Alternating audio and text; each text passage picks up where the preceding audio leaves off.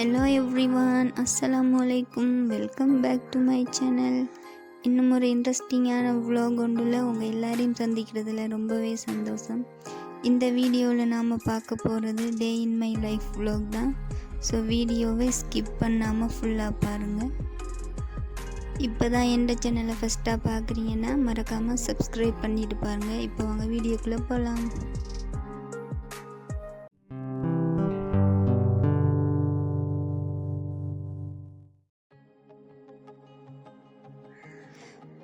இன்றைக்கு பார்த்தீங்கன்னா Friday morning to night dinner வரைக்கும் எடுத்த கிளிக்கை தான் நான் உங்களோட ஷேர் பண்ண போகிறேன்.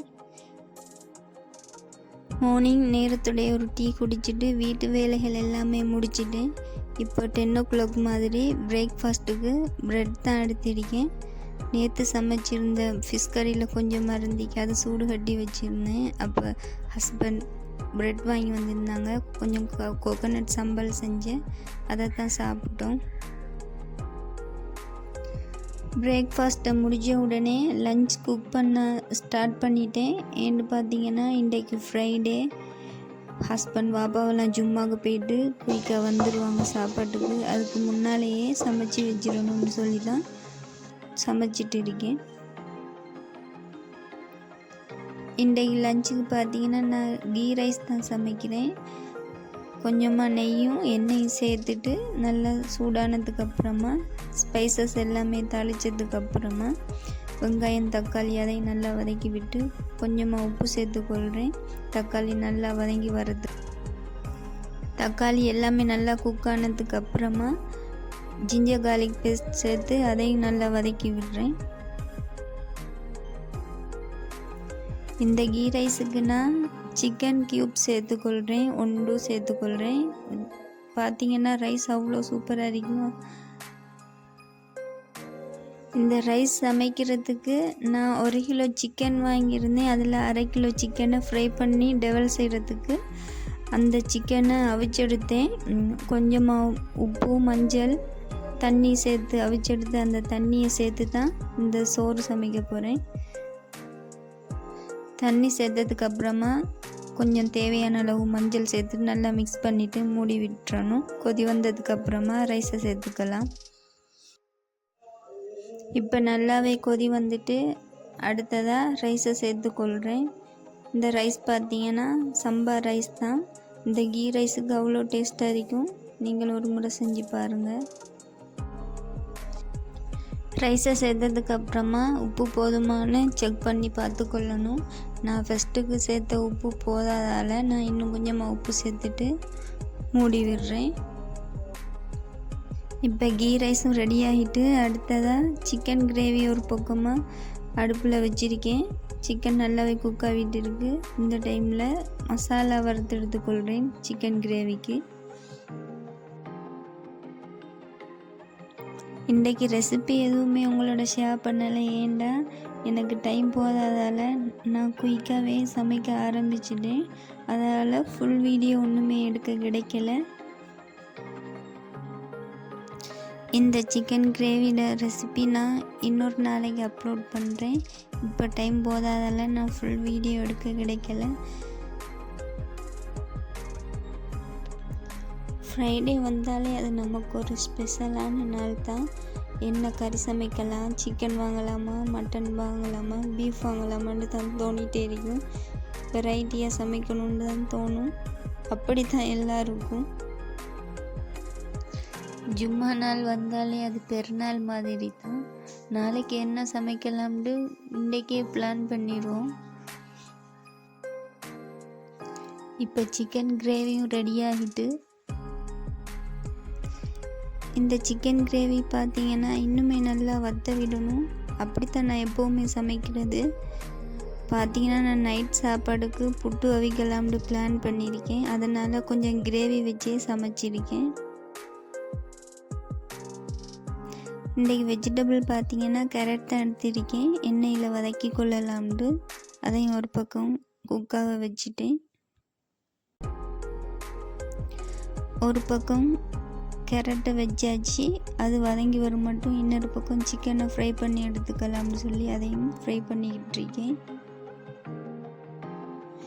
சிக்கனை அவிக்காமலே ஃப்ரை பண்ணி எடுக்கலாம். பட் நான் அந்த கீ ரைஸ் சமைக்கிறதுக்கு சிக்கன் ஸ்டாக் தேவைப்பட்டதால் அவிச்சு எடுத்துட்டு அந்த சிக்கனை தான் ஃப்ரை பண்ணி எடுத்துக்கொள்கிறேன். அவிச்செடுத்த சிக்கன் பார்த்திங்கன்னா குயிக்காகவே ஃப்ரை ஆகிடும். உள்ளுக்க பச்சையாகவும் இருக்காது, குயிக்காக வெந்துடும். பட் எனக்கு ஈஸியாகவும் இருந்துச்சு. அண்டு பார்த்திங்கன்னா குயிக்காகவே வேலை முடிஞ்சு. இவர் தான் எங்களோட வீட்டு செல்ல பூனைக்குட்டி. எப்போவுமே காலுக்கிட்டே வந்து உரசிக்கிட்டு தான் இருப்பார். எப்போவும் அவருக்கு சாப்பாடு கொடுக்கணும். வேறு ஏதாச்சும் சாப்பாடு சாப்பிட மாட்டார், நல்ல சாப்பாடு தான் வேணும். அவருக்கு அதிகமாக மீன் தான் சாப்பிடுவார். இவருக்கு சரியான செல்லம் கொடுத்து வளர்த்திருக்கோம். நாம் எங்கே உட்காந்துட்டு இருந்தாலும் நம்மளோட மடியில் ஏறி வந்து உட்காந்து படுத்துட்டு அப்படியோ சுருண்டுடுவார். அவ்வளோ செல்லம். இப்போ கேரட்டும் நல்லா குக் ஆகிட்டு இப்போ லாஸ்ட்டாக தேங்காய் பால் சேர்த்துட்டு மிக்ஸ் பண்ணி அதையும் இறக்கி விட்டுறணும். இந்த கறியில் வேலையும் முடிஞ்சு.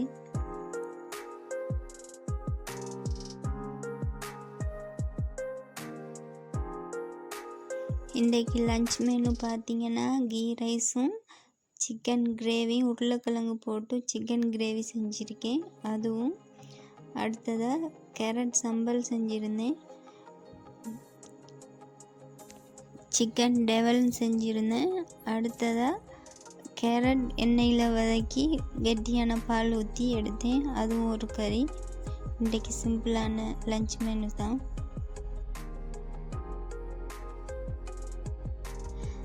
சும்மா முடிஞ்சு ஹஸ்பண்டும் வாப்பாவும் வீட்டுக்கு வந்துட்டாங்க. அப்போ அம்மாவுக்கும் வாப்பாவுக்கும் சாப்பாடு கொடுத்துட்டு நாங்களும் சாப்பிட ஆரம்பிச்சிட்டோம்.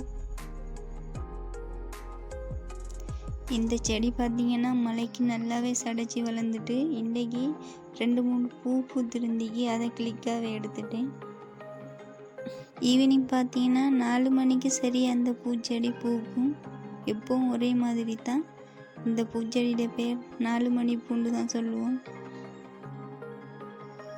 ஈவினிங் பார்த்திங்கன்னா ஒரு 4:30 மாதிரி சரியான மழை பெஞ்சிட்டு இருந்தீங்க. அப்போ ஒரு இஞ்சி டீ போட்டு குடித்தா சூப்பராக இருக்கும்னு சொல்லி அதையும் போட்டுட்டீங்க. ஹஸ்பண்டுக்கு அசர் தொழுத்துட்டு வந்ததுக்கப்புறமாவே டீ போட்டு கொடுத்துட்டேன். அவங்களுக்கு கொஞ்சம் வெளியே வேலை இருந்ததால் குடிச்சிட்டு போயிட்டாங்க. இப்போ பார்த்திங்கன்னா அம்மாக்கும் வாப்பாக்கும் எனக்கு தான் டீ போட்டுட்டு இருக்கேன் குடிக்கலாம்னு.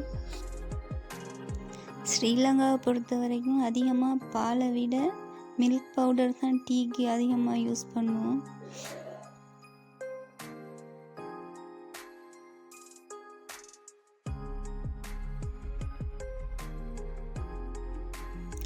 ஸ்ரீலங்காவை பொறுத்த வரைக்கும் இப்போ பார்த்திங்கன்னா அடிக்கடி மழை தான் பெஞ்சிட்டு இருக்கு. இந்த மழை பெய்கிற டைமில் சூடாக டீ அல்லது பிளேன் டீ குடித்தா அவ்வளோ இதமாக இருக்கும். எனக்கு ரொம்ப பிடிக்கும். நான் மார்னிங் பார்த்திங்கன்னா டீ குடித்தேன்டா இனி ஈவினிங் தான் குடிக்கிறது. பட் ஹஸ்பண்ட் அப்படி இல்லை, இடைக்கிட வீட்டில் இருந்தால் ஊற்றி கேட்பாங்க. அவங்களுக்கு டீ லவர்னே சொல்லணும். எத்தனை தடவை கொடுத்தாலும் குடிப்பாங்க.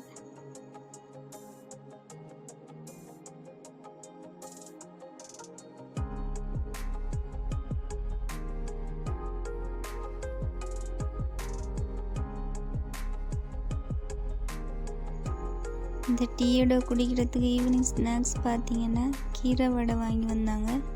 அதை தான் சாப்பிட்டு டீயும் குடித்தோம். இப்படித்தான் எங்களோட ஈவினிங் போணுச்சு. அண்டு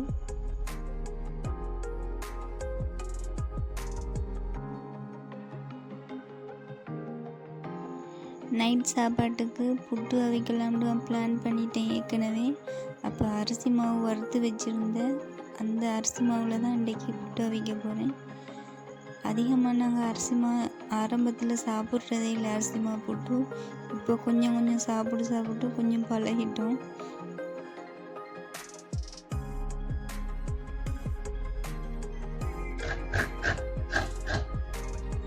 சமையல் வேலைகளில் பார்த்திங்கன்னா எனக்கு கஷ்டமான வேலைன்னா அது தேங்காய் துருவுற வேலைன்னு தான் சொல்லுவேன். அவ்வளோ மாய்ச்சலாக அடிக்கும் அந்த தேங்காவை துருவி எடுக்க மாட்டோம். கஷ்டப்பட்டுட்டு தான் துருவி எடுப்பேன்.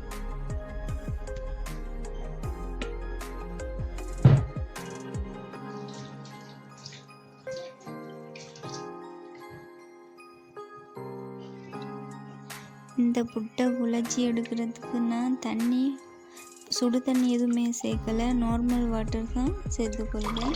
அதோட உப்பு கலந்து நல்லா மிக்ஸ் பண்ணிவிட்டு அதை கொஞ்சம் கொஞ்சமாக ஊற்றி நல்லா சின்ன சின்னனா குழச்சி எடுக்கணும்.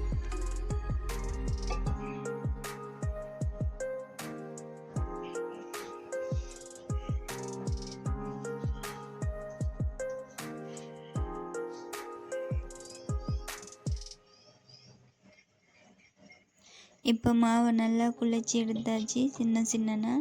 அடுத்ததாக புட்டை அவிச்சு எடுக்கிற வேலை மட்டும்தான்.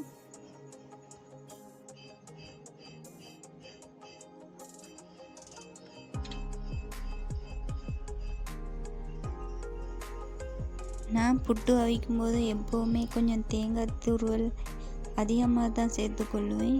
ஏன்னு பார்த்தீங்கன்னா தேங்காய் துருவல் அதிகமாக சேர்க்குறதால புட்டு நல்லாவே டேஸ்ட்டாக இருக்கும் அந்த தேங்காய் துருவலோட சேர்த்து சாப்பிடும்போது.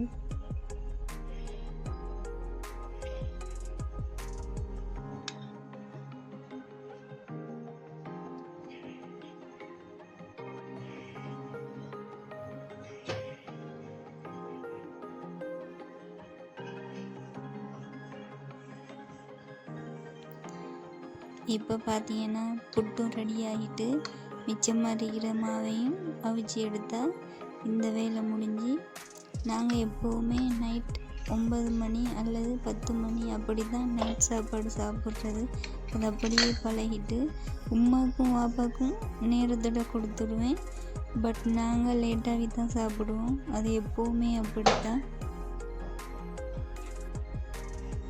இந்த புட்டோட சாப்பிட்றதுக்கு நாங்கள் சிக்கன் கிரேவி லஞ்ச் சமைச்சு வச்சுருந்த சிக்கன் கிரேவி இருந்துச்சு, அதையும் கொஞ்சமாக கோகோனட் சம்பல் செஞ்சுருந்தோம், அதையும் சேர்த்து தான் சாப்பிட்டோம். இப்படி தான் எங்களோட டே இன் மை லைஃப் இன்றைக்கு போனது. உங்களுக்கு பிடிச்சிருக்கும்னு நம்புகிறேன். பிடிச்சிருந்தால் லைக் பண்ணுங்கள், ஷேர் பண்ணுங்கள், மறக்காமல் சப்ஸ்கிரைப் பண்ணுங்கள். தேங்க்ஸ் ஃபார் வாட்சிங்.